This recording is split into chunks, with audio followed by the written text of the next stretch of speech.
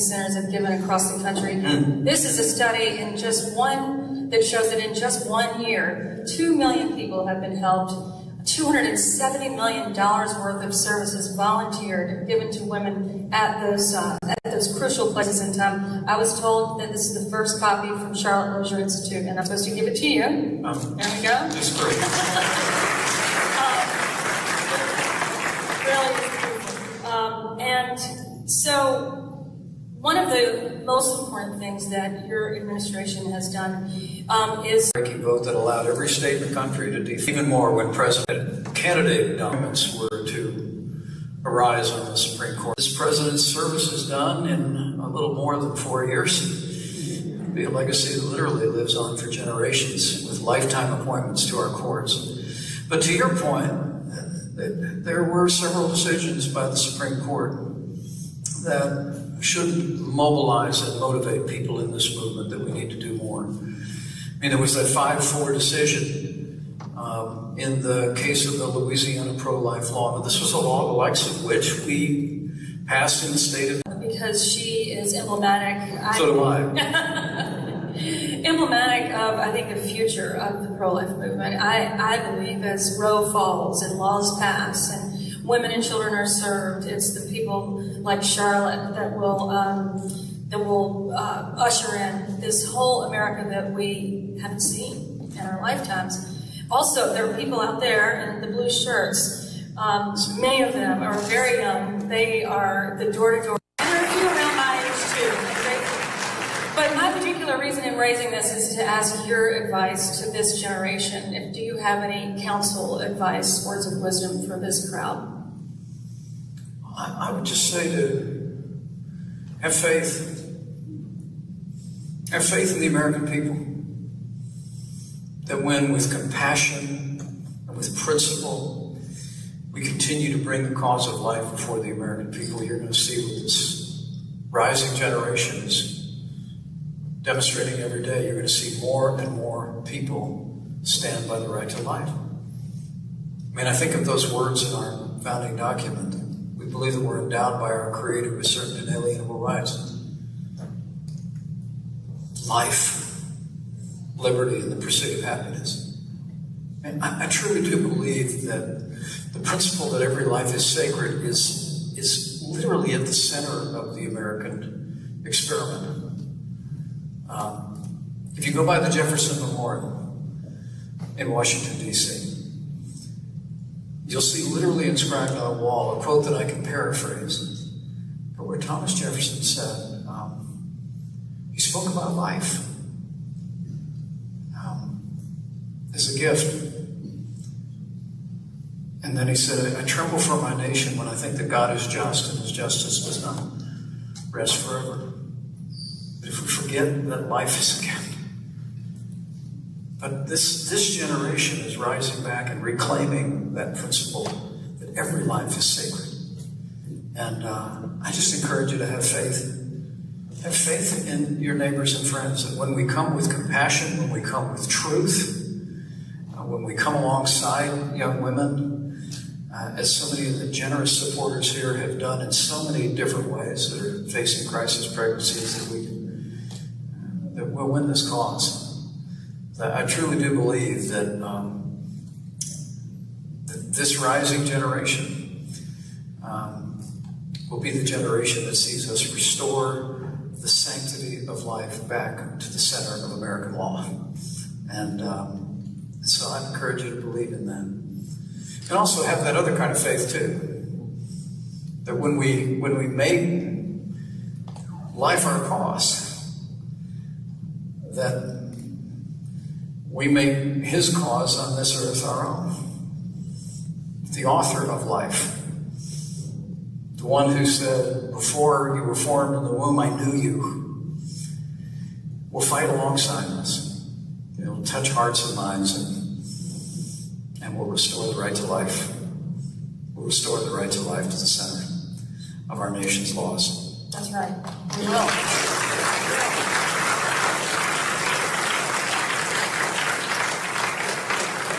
I love what comes from your heart. It's really reflected in our own. I want to ask you on a more tragic note to talk to me a little bit about your and the president's view of the topic that came up because of the governor in North Carolina, the governor in North Carolina, and the governor in Virginia, and the governor of New York, all failing to take a stand for that child born accidentally alive, and providing just basic care like any other child at that stage would receive. What that is in terms of importance to you and the president, and then also how this is a clarity moment. Well, you may not know that, Marjorie, I actually started out in politics as a Democrat. I was the Youth Democrat Party coordinator in 1975 in Columbus, Indiana. It was kind of a big deal. But I have to tell you that as I came of age in college and understood the principles and the values on which I was raised, I joined the Republican Party. But an unapologetic commitment to the right to life.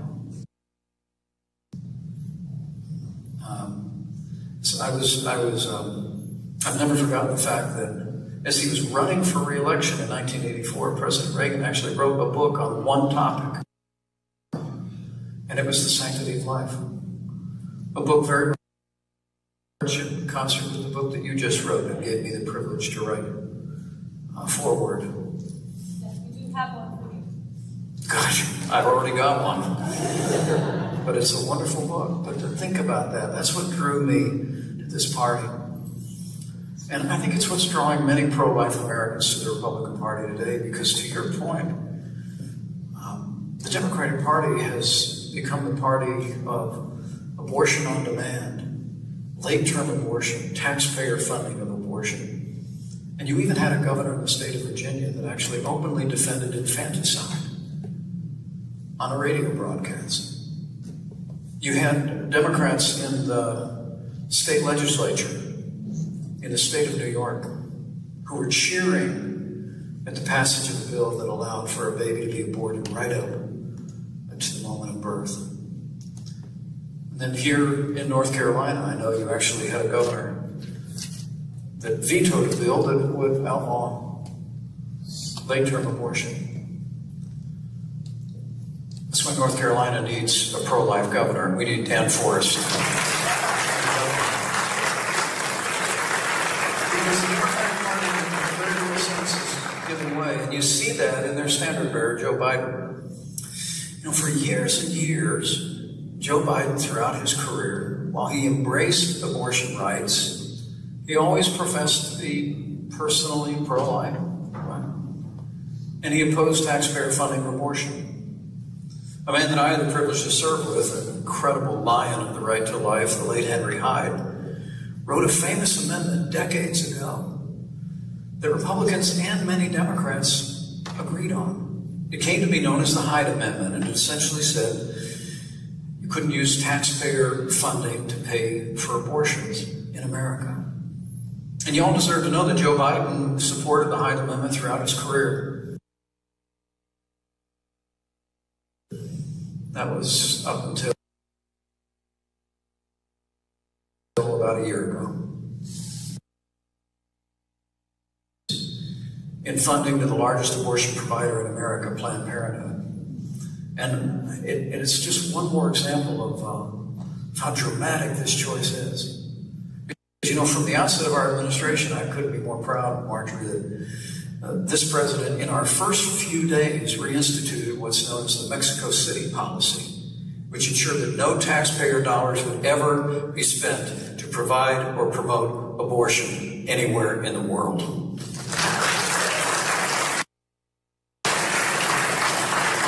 then President Trump expanded it. With the strong support of our Secretary of State and his team, we actually expanded the Mexico City policy. And this great delegation supported that effort. That bill you mentioned before, the president signed into law that allowed every state in the country to defund Planned Parenthood, the appointment of strong, principled men and women to our courts at every level. So the choice has never been clearer. And for those of us who cherish life, those of us who cherish the extraordinary progress that we've made in this movement, the stakes have never been higher. So I just would encourage everyone, and all those that might be looking on from afar, now more than ever, for life, we need to stand with a president, we need to stand with senators, we need to stand with congressmen, state legislatures, and every man and woman everywhere in this country who's willing to stand for life on November 3rd.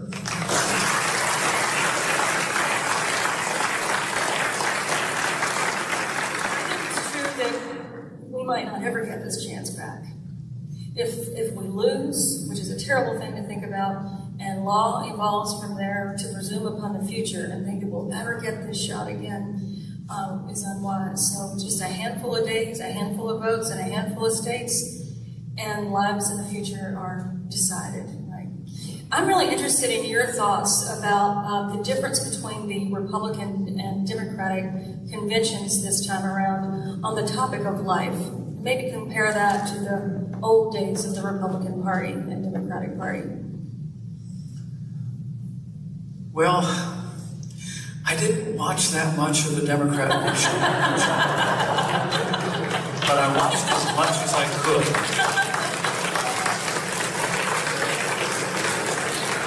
I mean, it was like a liberal HR Zoom meeting, wasn't it?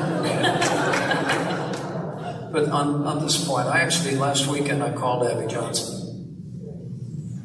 who's a heroic American. It's made an incredible difference for a woman that actually worked managing a Planned Parenthood clinic.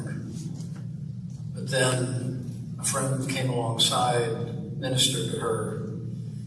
The Lord got a hold of her heart, and now she's one of the great champions for life in America. And she spoke at the Republican National Convention and told her story on national television. And one speaker after another spoke about the cause of life. And I think it all proceeds out. I'm a little bit biased because some people think the president and I are a little bit different. Just a little. But we've actually gotten to be very close friends. And I'll tell you what, he's a man of his word. And what he says, he does. And he set the tone. He set the tone for the cause of life from the beginning of this administration. I'll never forget the day. It was that first month that we were in office. The president was invited to address the March for Life in Washington, D.C. And he was unable to do it because the Prime Minister of the United Kingdom was coming that day. And I remember we were just in office a couple of weeks, and I was standing next to the Resolute desk in the Oval Office. And he said, I'm not going to be able to deliver a message. And he was disappointed. And I looked at him kind of shyly, and I said, well, they invited me too. And he looked up at me and he said, they invited you to speak? And I said, yeah. And he said, do you want to do it? And I said, well, my family went to a lot of Marches for Life. I've spoken many times. I've had that privilege as a congressman and when I was running for governor. And he said, well, you should definitely go. And I said, go to the march? He said, yeah, go. And that set into motion. I had the privilege of being the first vice president in the history of this country to address the March for Life.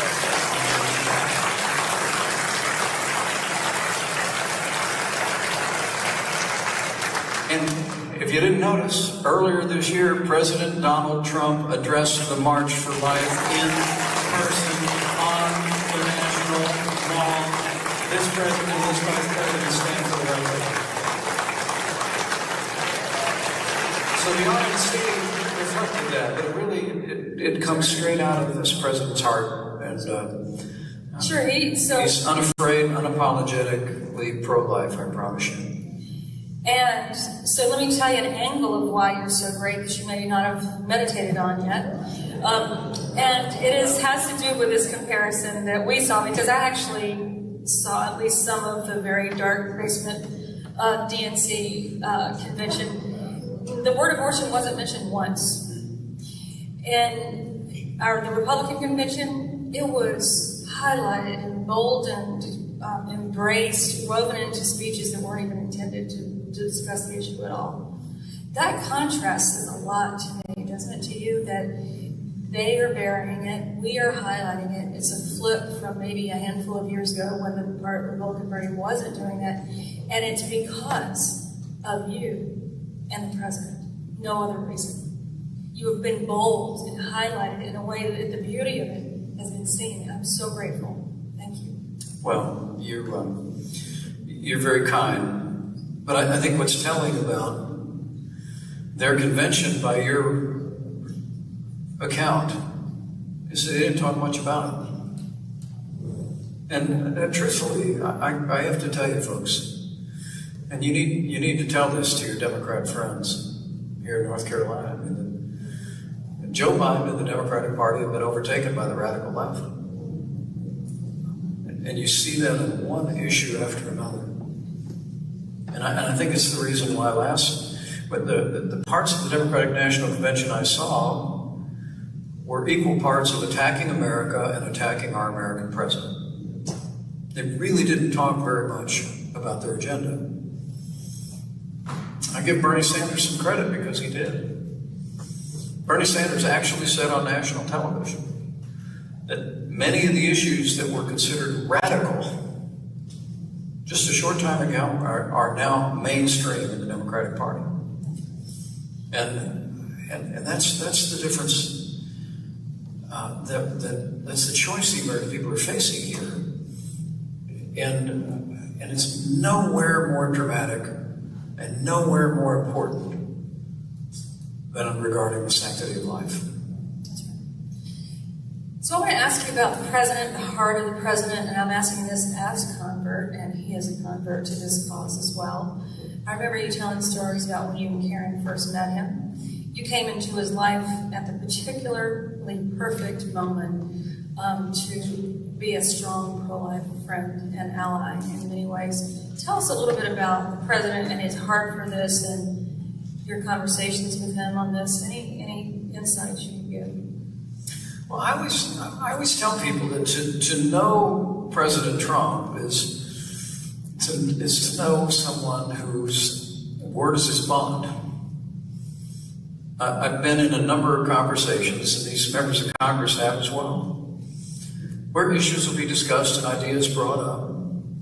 But the conversation stops when the president says, well, but I told people that's what we were going to do. And he doesn't.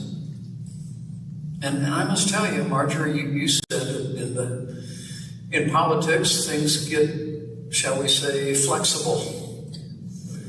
I think it was a famous Speaker of the House who said, I am a man of principle, and my first principle is flexibility.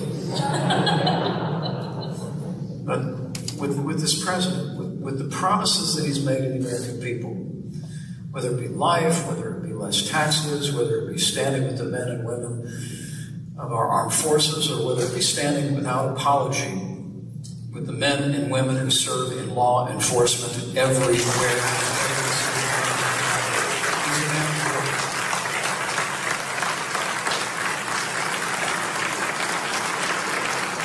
And I think it's not necessarily related, but it was maybe as we gather here in a house of worship, it might be just as important to people.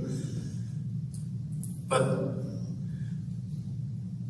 it was 4 previous administrations that promised to move the American embassy to Jerusalem. But every administration, Republican and Democrat presidents, changed their mind. They listened to people that said, well, it can't be done, or the cost will be too high, or the risk is too great. But once again, it was this president who gave his word to the American people and our most cherished ally. And it was President Donald Trump who moved the American embassy to Jerusalem, the capital of the state of Israel. And despite all the detractors, it's laid a foundation for widening peace in the Middle East. You all saw that for the first time in 26 years, an Arab country recognized the Jewish state of Israel.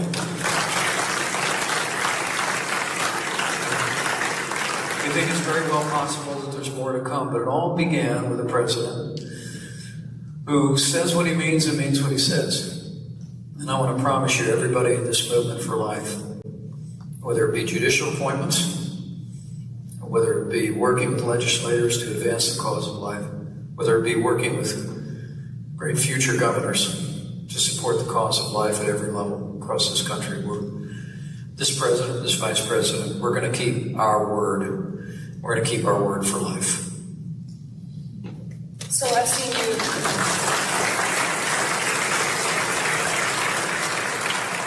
over these years, as you've been in the White House, help him be the person that he decided he was going to be. And I think that is a beautiful thing for all potential and real converts. You know, when I said I want to be pro-life, I honestly wasn't even sure what that looked like. But friends came alongside me, like you've come alongside this president, in a spirit of humble partnership that is just a beautiful. Bear quite a load day to day. I don't even know how anybody keeps up with you and the pace. You still have exactly the same hair you used to have. You don't have any new lines on your face. It's kind of amazing. But I know it's not easy. You and Karen, what can we pray for you? We will all take it seriously, I believe, here. And I will remind our teams to do that as well. We're going door to door. Well, the answer to your question is really in the question, and that is the secret of my success is my faith in Christ, and I married the most amazing woman in the world 35 years ago.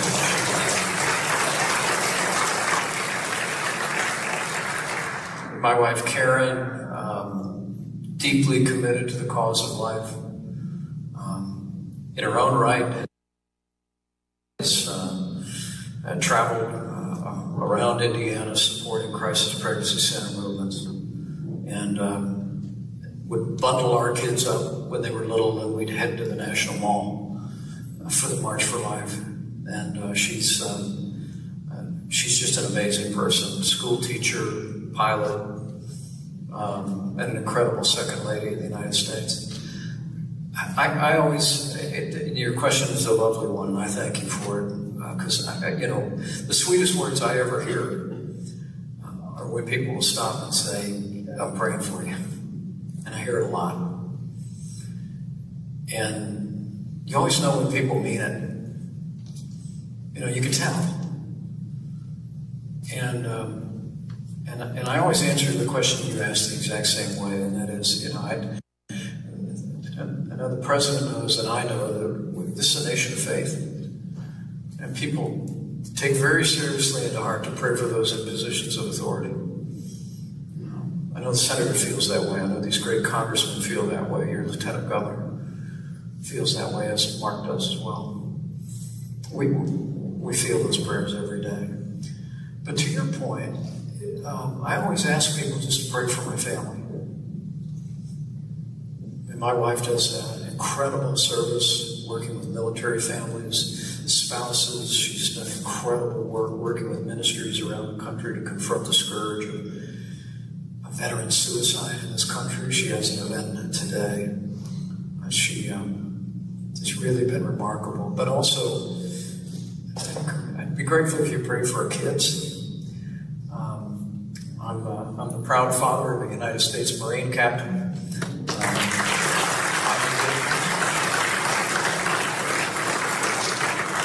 Married way up 4 years ago. Mike's incredible wife, Sarah. They live in Arizona where they're stationed, and my son flies high-performance aircraft, and we couldn't be more proud of him. Then you mentioned my daughter, Charlotte. She's an author and a pro-life activist in her own right, and a writer, and she got married to a Navy lieutenant who's currently deployed with the United States Navy, and they're wonderful people. And our youngest daughter is a recent graduate of law school, and like a lot of families, she and her fiance Dan had to put off their wedding a couple of times this summer, but we really can't wait for him to join the family. So if you think of your vice president and you think of remembering us in prayers, we'll be grateful if you just remember that amazing wife of mine and those amazing kids, because to know the Pences is to know a family,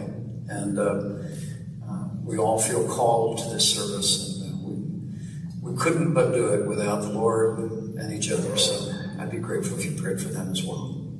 We will.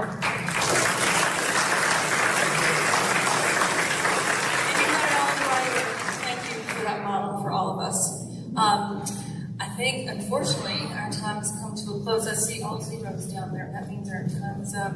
But what a beautiful time that you've shared with all of us. Thank you for your generosity and spirit. This second stop on the Life Wins Tour. I think I'll see you again in Pennsylvania next week. You probably have 4,000 stops before that. But we're all grateful, I know, for the most pro-life vice president ever in the history of the United States. Thank you, Mike Pence, for being here.